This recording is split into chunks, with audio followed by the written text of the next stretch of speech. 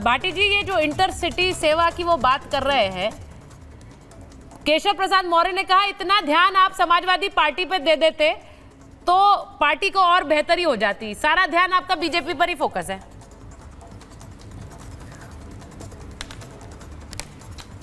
Akhilesh Yadav ji Samajwadi party पर पूरा ध्यान दे रहे हैं। एक एक विधानसभा सीट पर, एक एक जिले पर उनकी बहुत पैनी हुई नज़र रहती है। उत्तर प्रदेश की समस्याओं पर, उत्तर प्रदेश के मुद्दों पर वो लगातार नज़र रखते हैं, उन पर बोलते हैं, उन पर रिएक्ट करते हैं, तभी तो उत्तर प्रदेश में समाजवादी पार्टी मजबूत हो रही है। दूसरी बात, अखिलेश यादव जी बहुत ही उदार हृदय और मिलनसार नेता हैं। वो कभी गठबंधन, जैसे गठबंधन का आपने जिक्र किया था, फिर आप मुझसे सवाल पूछ रही थी, फिर आप उधर हर्षवर्धन जी की तरफ चली गई। अखिलेश यादव जी का चरित्र में ये शामिल ही नहीं है। वो किसी के साथ धोखा नहीं करते, वो अपना नुकसान उठा लेते हैं। 19 में बहुजन समाज पार्टी के साथ समझौता किया तो बहुजन समाज पार्टी ने जो जो सीटें मांगी उन्हें दे दी। इस बार कांग्रेस के साथ हमारा बिल्कुल मन से समझौता है। अखिलेश यादव, अब ये जो 10 सीटों पर उपचुनाव होना है, इनमें से 5 सीटें समाजवादी पार्टी के विधायकों ने खाली की हैं, 3 सीटें बीजेपी ने खाली की हैं और 1 सीट राष्ट्रीय लोकदल ने और 1 सीट निषाद पार्टी ने। तो जो 5 हमारी हैं उनमें तो कोई लड़ाई नहीं है, उनमें तो भारतीय जनता पार्टी कहीं दूर दूर तक मुकाबले में नहीं है। वो 5 तो हम एक तरफा जीतेंगे।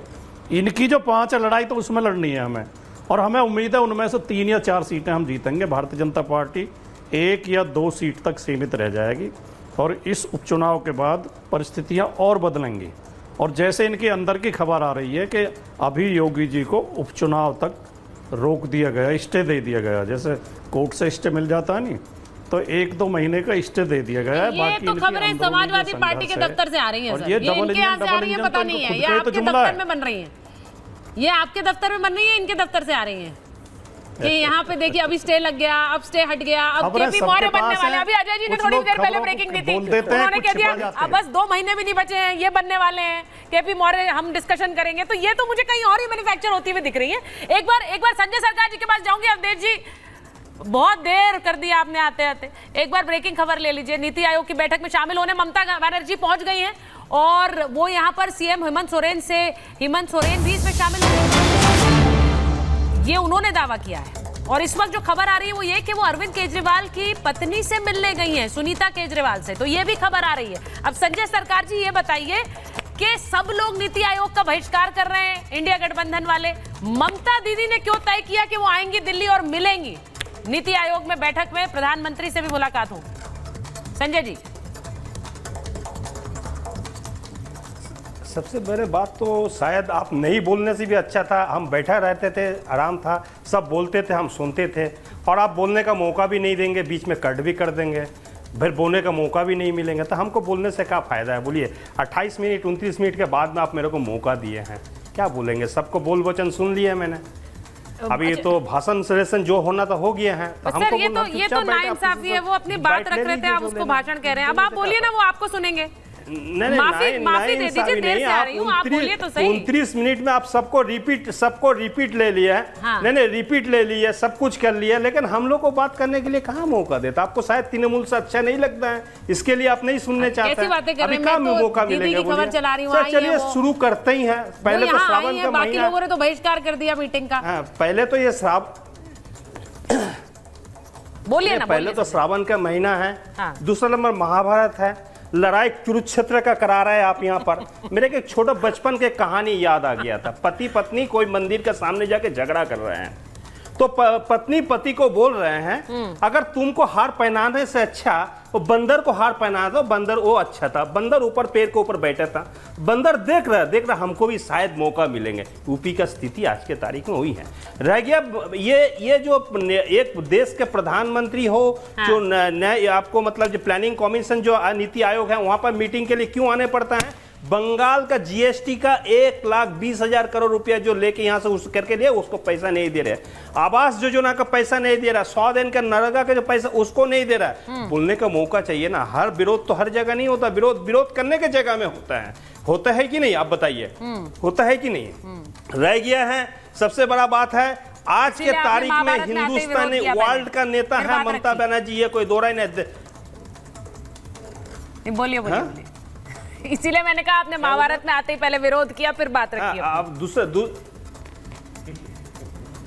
नहीं बात रखें ना, हम बात आप 29 मिनट में आपको लास्ट बेंच की स्टूडेंट बनाएंगे, इसके मतलब हम पढ़ाई लिखाई में अच्छे नहीं है, इसके लिए हम हमको लास्ट बेंच लाइफ में हमेशा लास्ट बेंचर्स ही काम आते हैं। रहने वाले इंसान तो है नहीं है।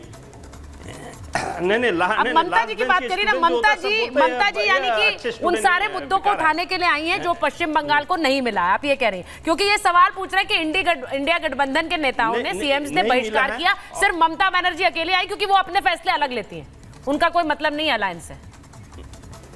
नहीं बंगाल के जिस तरफ से डिप्राइड कर रहे हैं हर बातों में आज के तारीख में एक बैसाखी सरकार है, क्रैच लेके चलने वाला सरकार, वो सरकार आज के तारीख में किसको खोज कर रहे हैं बजट में? यूपी और बिहार और आंध्र को, एपी मैंने एपी हो गया, मतलब ये उसको आज के तारीख में आज एबी हो गया, एबी उसको आज के तारीख में मदद कर रहा है। आज उनको मदद के बिना सरकार नहीं चल सकता है। और बंगाल को जो बजट के ना रेल के बजट के बारे में कुछ बोला है, ना यहाँ का रोजगार के बारे में कुछ बोला है, ना यहाँ का जीएसटी का पैसा जो उठा के लेके उसके बारे में बोल रहा है। आज जो इतना बुरे रिजल्ट हुआ इसका कारण क्या है? कारण था भारतीय जनता पार्टी जिस तरफ से बंगाल को साथ में डिप्राइड किया, बंगाल को जिस तरह वंचित कर रहा है, जिस तरह से बंगाल को ऊपर प्रहार कर रहा है, उसको बात करने के लिए दीदी दिल्ली पहुंची हैं। और ये बात करना ही पड़ता है आम जनता के लिए। और तो आप तो फिर एक संदेश अपने अलायंस पार्टनर्स को भी दे रहे हैं कि बहिष्कार से नहीं होता है काम, पहुंचकर बात कर काम कराया जाता है।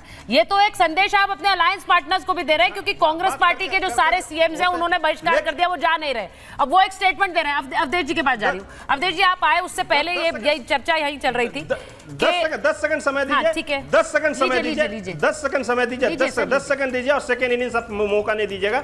लेकिन भारतीय जनता पार्टी को कुछ नेता कर रहे हैं, वो बोलते हैं दीदी भीख मांगने के लिए जाता है। जब मनमोहन सिंह प्रधानमंत्री से, जब नरेंद्र मोदी जब गुजरात से, जब मनमोहन सिंह से मिलने के लिए जाते थे, तो उस समय भी नरेंद्र मोदी जी मनमोहन जी से भीख मांगने जाते थे, शिवराज सिंह जी भीख मांगने जाते थे, दूसरे जो चीफ मिनिस्टर थे वो भीख मांगने जाते थे। आप बताइए भारतीय जनता पार्टी को जो नेता लोग मानसिकता कहां पड़ता है? मानसिक तौर से ये लोग तो बीमार है, बीमार का इलाज कराने पड़ता है।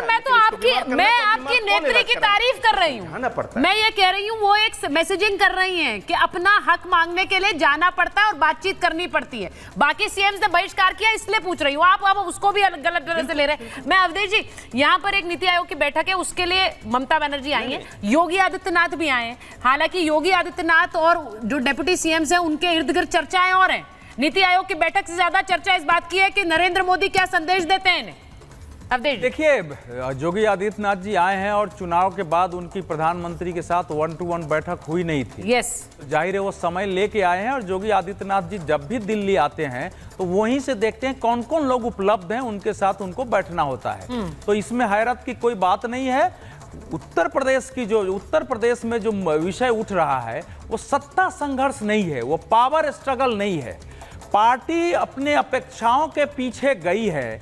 तो उप मुख्यमंत्री कुछ इशू उठा रहे हैं, लेकिन उन्होंने कहीं नहीं कहा है कि मैं मुख्यमंत्री बनना चाहता हूं या योगी आदित्यनाथ को हटाना चाहता हूं और उसके लिए मैं लड़ाई लड़ रहा हूं। तो ये जो इशू बना है, हम लोग पत्रकारों ने, मीडिया ने, बाकी लोगों ने पार्टी के फोरम पर कोई बात रख रहे हैं। अगर उन्होंने कहीं ट्वीट भी किया हो एक केशव प्रसाद मौर्य ने, तो कोई हमको बता दे। तो एक दूसरे किस्म का इशू है कि उत्तर प्रदेश में जिन कारणों से हम पीछे रहे हैं, अपेक्षा के अनुरूप सीटें नहीं मिली है, उसमें मुख्यमंत्री की, संगठन की, हमारी भूमिका, उस पर एक तरीके से चर्चा हो।